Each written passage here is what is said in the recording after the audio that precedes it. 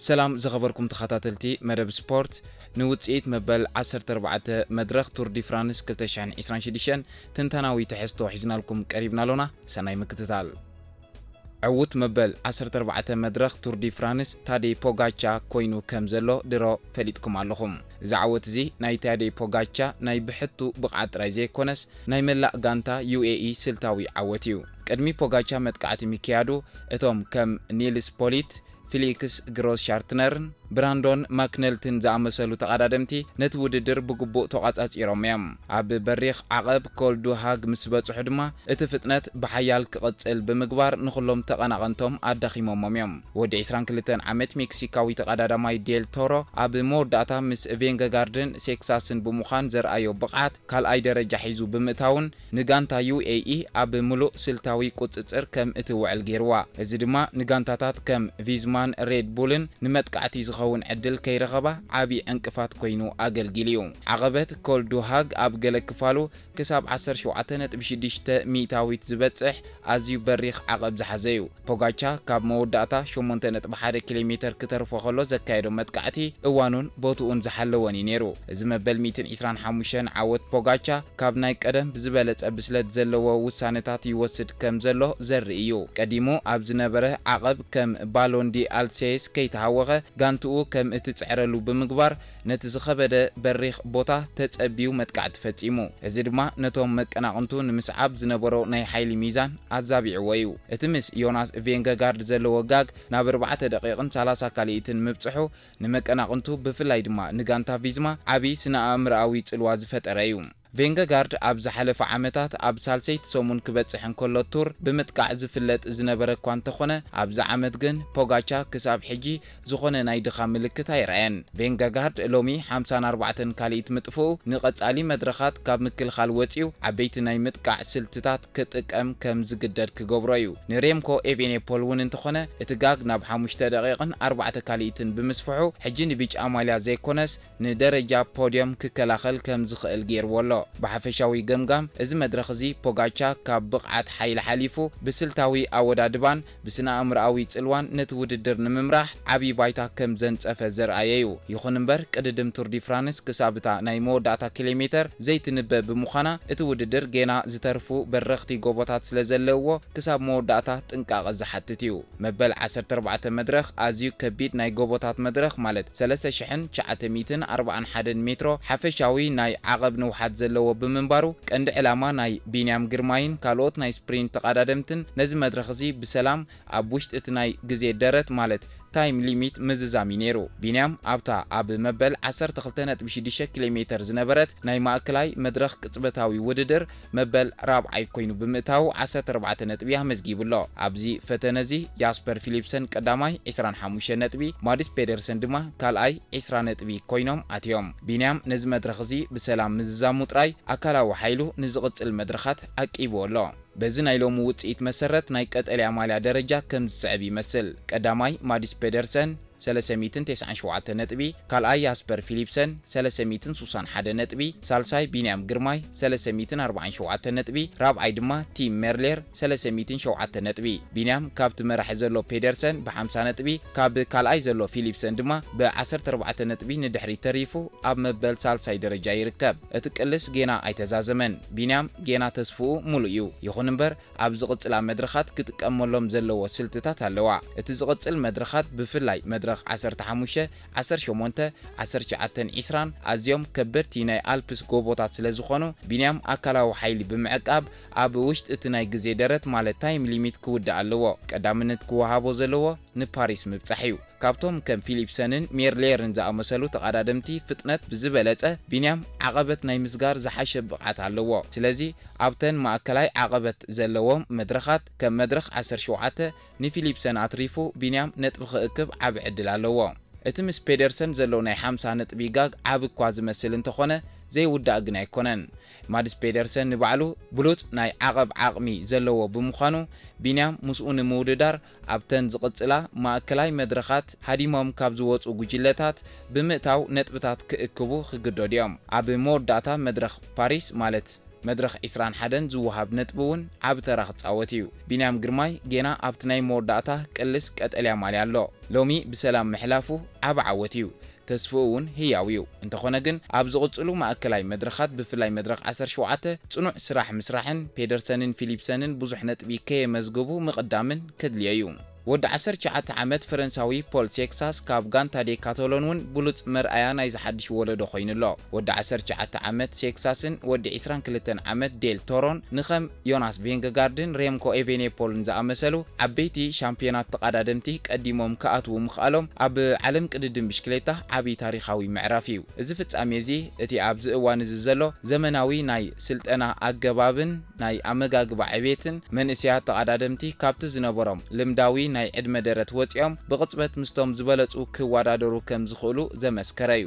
ኣብቲ ኣዝዩ ብርቱዕ ዓቐብ ኮልዶ ሃግ እዞም መንእስያት እዚኣቶም ክተርፉ እዮም ተባሂሉ ተገሚት እዩ። ብኣንጻሩ ንሓያላት ተቀዳደምቲ በሊጾም ምውጽኦም ኣካላዊ ብቕዓቶም ጥራይ ዘይኮነስ ስነ ኣእምሮኣዊ ጽንዓቶም ውን ልዑል ምዃኑ ዘርኣየ እዩ።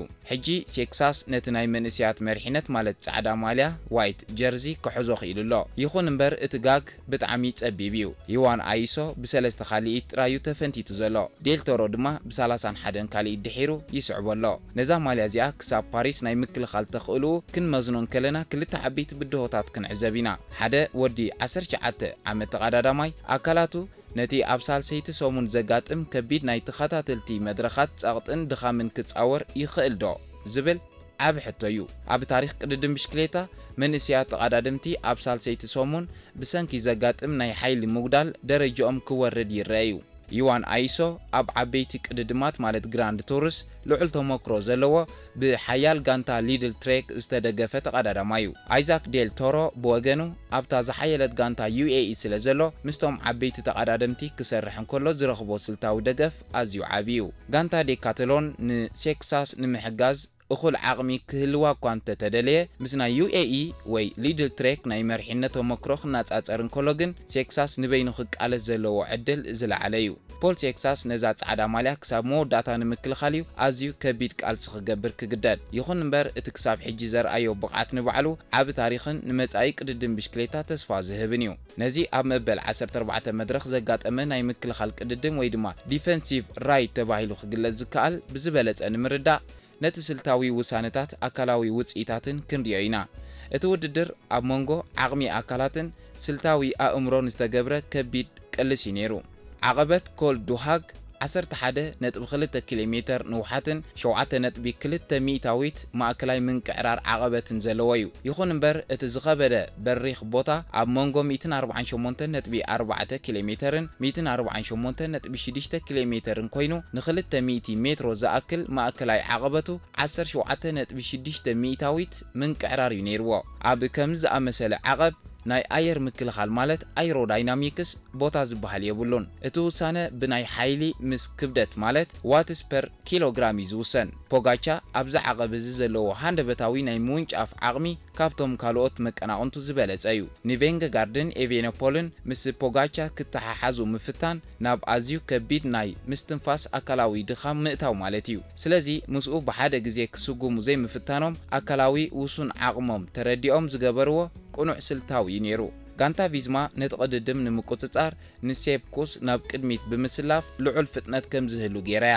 ቬንገጋርድ ንባዕሉ ኣብ መበል 11 ኪሎሜትር መጥቃዕቲ ብምፍታን ንመቀናቕንቱ ፈቲንዎም እዩ። ይኹን እምበር ፖጋቻ ኣብ 8.1 ኪሎሜትር ብርቱዕ መጥቃዕቲ ምስ ፈጸመ ዮናስ ካብ ኮሮሻ ብሽክሌቱ ወኺተንስአ ብናቱ ሓይሊ ልክዕ ማለት ፔሲን ባይ ፓወር ሜተር ክጓዓዝ መሪጹ። እዚ ውሳነ እዚ ንቬንገጋርድ ደቃይቕ ከየጥፍአ ዓብዪ ተራ ክጻወታ ክኢልዎ እዩ። ኣብዚ ከቢድ መድረኽ እዚ 44 ካሊእ ጥራይ ክኸስር ምኽኣሉ ናይ ምክልኻል ዓወት ተባሂሉ ክግለጽ ይከኣል እዩ። ኤቬኔፖል ኣብ 10 ኪሎሜትር ክተርፎ እንከሎ ብዙሓት ተዓዘብቲ ደቃይቕ ክኸስር እዩ ኢሎም ክግምቱ ይኽእሉ ነይሮም እዮም። ሬምኮ ኣብዚ መድረኽ እዚ ዘርኣዮ ናይ ባዕሉ ፍጥነት ማለት ፔሲን ዓቕምናቱ ዘደንቕ ነይሩ። ኣብቲ ቀዳማይ ዓቐብ ባሎን ዲ ኤልሳስ 22 ደቂቕን 6 ካሊኢታትን ብምስጓም ብማእከላይ ፍጥነት 24.4 ኪሎሜትር ኣብ ሰዓት ዘርኣዮ ጽንዓት ነቲ ኣብ መወዳእታ ዝነበረ ዓቐብ ብውስን ሓይሊ ክወጹ ሓጊዝዎ እዩ።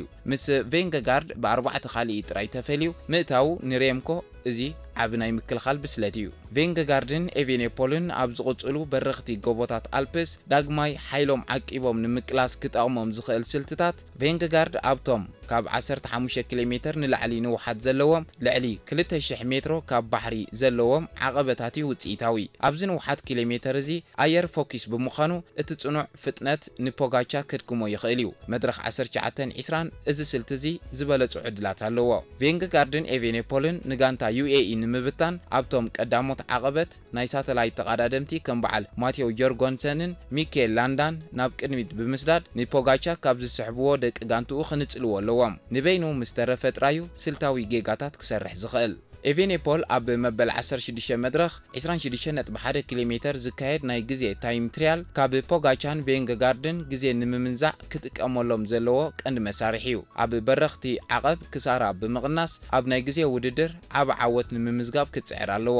ብሓፈሻ ግምጋም እቲ ቃልሲ ጌና ኣብ መጀመርቱ እዩ ዘሎ። ዮናስን ሬምኮን ዘርኣይዎ ናይ ምክልኻል ብቕዓት ንተስፋኦም ዘቐጸለ እዩ። ቀጻሊ መድረኻት ኣልፕስን መድረኽ ናይ ግዜ ማለት ታይም ትሪያል ውድድርን ብሓፈሻ ነዚ ናይ ቱር ዲ ፍራንስ ናይ ግዜ ውድድር ዳግማይ ክቕይርዎ ዝኽእሉ ዓበይቲ ብድሆታት እዮም። ቶም ፒድኮክ ኣብ ዝመበል 14 መድረኽ ዘጋጠሞ ከቢድ ውድቀት ሓደ ካብቶም ትማሊ ዓብ ተስፋ ዝነበሮም ተቐዳደምቲ ሎሚ ብኸመይ ደረጃኦም ከም ዝቕንሱ ዘርኣየ ህሞት እዩ ነይሩ። ፒድኮክ ኣብ መበል 13 መድረኽ 7 ደቂቕን 34 ካልኢትን ብምሕያሽ ናብ መበል 4ይ ደረጃ ናይ ሓፈሻዊ ግዜ ማለት GC ክድይብ ከሎ ዘርኣዮ ብቕዓት ልዑል እኳ እንተነበረ ዘፍሰሶ ሓይሊ ግን ኣዝዩ ዓብዪ ነይሩ። ኣብ ቱር ዲ ፍራንስ እዚ ሳዕቤን እዚ ብብዝሒ ይረአ እዩ። ትማሊ ንነዊሕ ኪሎ ሜትራት ሃዲምካ ምውፃእን ልዑል ፀዓት ምፍሳስን ንጽባሒቱ ኣካላት ብግቡእ ከይሓወየ ናብዚ ከቢድ መድረኽ ከም ዝኣቱ ይገብሮ። ፒድኮክ ሎሚ ኣብ ዓቐብ ኮል ዲ ሃግ ከቢድ ናይ ፀዓት ብድሆ ከም ዘጋጠሞ ክንግምት ክኢልና ኢና። ፒድኮክ ኣብ ዓውዲ ማውንቴን ባይክ ሳይክሎሮክስን ቅድድም ናይ ጽርግያን ዝሳተፍ ተቐዳዳማ እዩ። እዚ ብዙሕ ዓይነታት ውድድራት ምጽዋቱ ልዑል ናይ ፍጥነት ሓይሊ ማለት ኤክስፕሎሲቭ ፓወር ክህልዎ ዝሕግዝ እኳ እንተነበረ ንሰለስተ ሰሙን ኣብ ዝካየድ ከቢድ ናይ ሓፈሻዊ ደረጃ ጽንዓት ግና ልዑል ተመክሮን ኣካላዊ ልምምድን ዝሓትት ምዃኑ ዘመስክር እዩ። ኣብ ካልአይቲ ሰሙን ናይ ቱር ዝረአ ተኸታታሊ ናይ ጎቦታት መድረኻት ንዕኡ ኣዝዩ ከቢድ ብድሆ ኮይኑዎ ኣሎ። ጋንታ ፒናረሎ ከም ፕሮ ቲም ጋንታ መጠን ኣብቶም ዓበይቲ ናይ ወርልድ ቱር ጋንታታት ማለት UAE ወይ ቪዝማ ዝኣመሰላ ብዙሓት ሓያላት ደገፍቲ ማለት ዶሜስቲክስ የብላን። ፒድኮክ ኣብቶም ቀዳሞት ዓቐብ በይኑ ተሪፍዩ። ጋንታ UAEን ቪዝማን ፍጥነት ክውስኻን ከለዋ ንዕኡ ዝሕግዞ ተቐዳዳማይ ብዘይ ምንባሩ ካብቶም መራሕቲ ቀዲሙ ክተርፍ ተገዲዱ። ፒድኮክ 3 ደቂቕን 44 ካልኢትን ብምስኣኑ ናብ መበል ታሽዓይ ደረጃ ምውራዱ ነቲ ሓፈሻዊ ደረጃ ርኡይ ለውጢ ኣምፂሉሎ። እዚ ውድቀት ንበዓል ፖልሴክሳስ ዮዋን ኣይሶን ደረጃኦም ክብክብል ዓብ ዕድል ፈጢሩሎም ኣሎ። ስለዚ ሕጂ ካብቲ ናይ ፖዲየም ቃልሲ ርሒቑ ምህላው ንፒድኮክ ካብቲ ናይ ምክልኻል ጸቕጢ ናጻ ክኸውን ይገብሮ። ኣብ ዝቕጽሉ ናይ ኣልፕስ መድረኻት ፒድኮክ ንመድረኽ ዓወታት ጥራይ ንምጽዋት ሃዲሙ ክወፅእ ይኽእል እዩ። እዚ ማለት ንኻልኦት ዓብዪ ብድሆ ክኸውን እዩ። ቶም ፒድኮክ ኣብዚ መድረኽ እዚ ከቢድ ምድኻም እኳ እንተጋጠሞ ክሳብ ሕጂ ኣብ ቅድድም ቱር ዲ ፍራንስ ዘርኣዮ ብቕዓት ግን ክነኣድ ዝግብኦ እዩ። ሕጂ ካብ ሓፈሻዊ ደረጃ ማለት GC ወፂኡ ብምህላው ኣብ ዝቕጽሉ መድረኻት ከም ተጠማቲ ተቐዳዳማይ ኮይኑ ክንዕዘቦ ኢና። ዝኸበርኩም ተኸታተልትና ናይ ሎሚ ትሕዞና ኣብዚ ንፍጽም። ነዚ ቪድዮ እዚ ላይክ ከምኡውን ሼር ምግባር ኣይትረስዑ እናበልና ኣብ መበል 15 መድረኽ ቱር ዲ ፍራንስ ትንተናዊ ትሕዝቶና ሒዝና ክንቀርብ ኢና። ክሳብ ሽዑ ግን ዓወትኒ ቢንያም ሰሰናዩ ሲነማ ሰመሬ ካብ ጊዜ ሓይልና حبوز دستا سحاب سوني تروفتا نغسل النهار سينما سمري